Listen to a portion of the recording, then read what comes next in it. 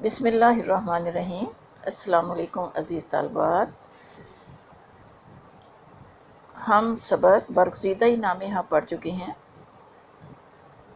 امید ہے آپ نے سمجھ لیا ہوگا۔ اب ہم اس کی تمرین کرتے ہیں۔ پہلے ہم دیکھتے ہیں کہ اس میں سے کثیر الانتخابی سوالات کون کون سے بن سکتے ہیں۔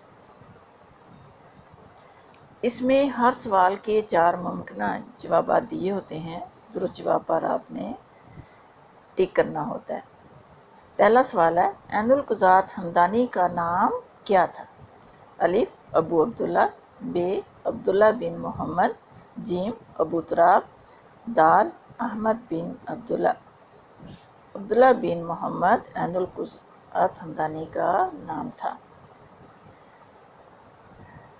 دوسرا سوال ہے، سبق برگزیدہ نامہ کس نے لکھا ہے؟ سبق برگزیدہ نامہ عین القضات ہمدانی نے لکھا ہے۔ تیسرا سوال ہے، عین القضات کا شہر ہمدان کے کس ملک میں واقع ہے؟ عین القضات کا شہر ہمدان ایران کے ملک میں واقع ہے۔ چوتھا سوال ہے، عین القضات کی امام غزالی سے کتنی عمر میں ملاقات ہوئی؟ الف 31 سال، ب 39 سال، جیم 40 سال، دال 21 سال۔ 21 سال کی عمر میں عین القضات کی امام غزالی سے ملاقات ہوئی۔ عین القضات نثر نگار ہونے کے ساتھ ساتھ تھے الف طبیب، ب شاعر، جیم نجومی، دال عطار۔ عین القضات نثر نگار ہونے کے ساتھ ساتھ شاعر بھی تھے۔ عین القضات کس شہر میں پیدا ہوئے؟ عین القضات ہمدان میں پیدا ہوئے۔ سعادت کس کی محبت سے پیدا ہوتی ہے؟ جواب ہے، سعادت اللہ تعالیٰ کی محبت سے پیدا ہوتی ہے۔ یہ تھے چند کثیر الانتخابی سوالات جو کہ برگزیدہ نامہ سے ہم نے بنائے تھے۔ سوال اور جوابات دونوں میں نے آپ کو بتائے ہیں۔ اب اس کی پرسش کرتے ہیں جس میں چند فارسی کے سوالات ہیں۔ ان فارسی سوالات کے جوابات میں آپ کو فارسی میں بھی بتاؤں گی اور اردو میں بھی، کیونکہ پیپر میں اکثر آپ کے اردو میں سوالات آ جاتے ہیں تاکہ آپ سمجھ سکیں کہ اردو میں جواب کس طرح سے دینا ہے۔ پہلا سوال ہے، برائے چی نماز و روزہ و زکوٰۃ و حج واجب آمد؟ نماز، روزہ، زکوٰۃ اور حج کس لیے واجب ہوئے ہیں؟ جواب ہے اس کا، نماز و روزہ، زکوٰۃ و حج برائے حصول سعادت ابدی واجب آمد۔ نماز، روزہ، زکوٰۃ اور حج لافانی سعادت کے حصول کے لیے واجب ہوئے ہیں۔ سوال نمبر 2 ہے، سعادت از چی می خیزد؟ سعادت کس سے پیدا ہوتی ہے؟ جواب ہے، سعادت از محبت خدا می خیزد۔ سعادت اللہ تعالیٰ کی محبت سے پیدا ہوتی ہے۔ سوال نمبر 3، علامت غلبہ محبت خدا چی بود؟ خدا کی محبت کے غلبے کی نشانی کیا ہے؟ جواب ہے اس کا، علامت غلبہ محبت خدا ان بود کہ محبوبات دیگر را در او تواند باخت۔ خدائی محبت کے غلبے کی نشانی یہ کہ دوسری پسندیدہ چیزوں کو اس کی محبت میں کھو دیا جائے۔ سوال نمبر 4، ذکر محبوب چیست؟ محبوب کا ذکر کیا ہے؟ جواب ہے اس کا، نماز ذکر محبوب است۔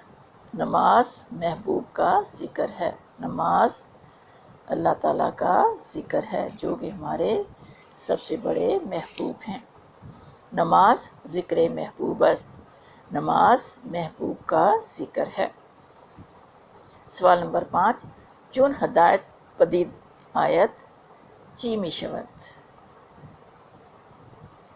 جب ہدایت ظاہر ہوتی ہے تو کیا ہوتا ہے؟ جواب ہے، چون ہدایت پدید آیت تصدیق دل یقین گردد، چون میوے کے از خامی بے پختگی رسد۔ جب ہدایت ظاہر ہوتی ہے تو دل کی تصدیق یقین کا درجہ اختیار کر لیتی ہے، جیسے میوہ خام حالت سے پختہ حالت میں پہنچ جاتا ہے۔ جب ہدایت ظاہر ہوتی ہے تو دل کی تصدیق یقین کا درجہ اختیار کر لیتی ہے، جیسے میوہ خام حالت سے پختہ حالت میں پہنچ جاتا ہے۔ آگے گرامر کے کچھ سوالات ہیں، کچھ الفاظ دیے ہوئے ہیں کہ انہیں جملہ میں استعمال کریں۔ نمی گزارت، دوست نہ دارت، چن، ہر کے، میوے، یہ الفاظ ہیں جن کے آپ نے جملے بنانے ہیں۔ آپ 2 خانے بنائیں گے، جس ایک خانے میں الفاظ لکھیں گے اور ایک میں آپ جملہ لکھیں گے۔ پہلا لفظ ہے نمی گزارت۔ حب مال مرد حریص را نمی گزارت کے حج کند۔ حب مال، مال کی محبت، مرد حریص لالچی انسان کو، نمی گزارت کے حج کند حج نہیں کرنے دیتی۔ مال کی محبت لالچی انسان کو حج نہیں کرنے دیتی۔ دوبارہ سنیں، نمی گزارت جملہ اس کا، حب مال مرد حریص را نمی گزارت کے حج کند۔ دوسرا لفظ ہے دوست نہ دارت، مرد مومن دروغ را دوست نہ دارت۔ مومن مرد جھوٹے کو دوست نہیں رکھتا یا پسند نہیں کرتا۔ دوست نہ دارت، مرد مومن دروغ را دوست نہ دارت۔ چن، چن چنین بود، جب اس طرح سے ہوتا ہے، چن چنین بود۔ ایک تو اس کا یہ جملہ بن سکتا ہے۔ دوسرا جملہ، چون در خانے آمدم خواجہ تنہا نشستے بود، جب میں گھر آیا تو آقا اکیلا بیٹھا ہوا تھا۔ چون در خانے آمدم خواجہ تنہا نشستے بود، جب میں گھر آیا تو آقا تنہا بیٹھا ہوا تھا۔ ہر کے لفظ ہے، اب اس کا جملہ سنیں۔ ہر کے آمد عمارت نو ساخت، جو کوئی آیا اس نے نئی عمارت بنائی۔ ہر کے آمد عمارت نو ساخت۔ آخری ہے میوہ، امبے میوہ شیریں است، آم میٹھا پھل ہے۔ امبے میوہ شیریں است، آم میٹھا پھل ہے۔ آگے فعل مستقبل کی گردان ترجمے سمیت لکھیں۔ 3 لفظ دیے ہوئے ہیں، تینوں سے آپ نے گردانیں بھی بنانی ہیں فعل مستقبل کی اور ان کا ترجمہ بھی کرنا ہے۔ فعل مستقبل بنانے کا طریقہ یہ ہے کہ مصدر کا نون ہٹا کے شروع میں خط کا اضافہ کرتے ہیں۔ مصدر کا نون ہٹا کے شروع میں خط کا اضافہ کرتے ہیں اور تبدیلی خط میں ہوتی ہے۔ ہر صیغے میں جو ہم تبدیلی کرتے ہیں وہ تبدیلی خط میں ہوگی۔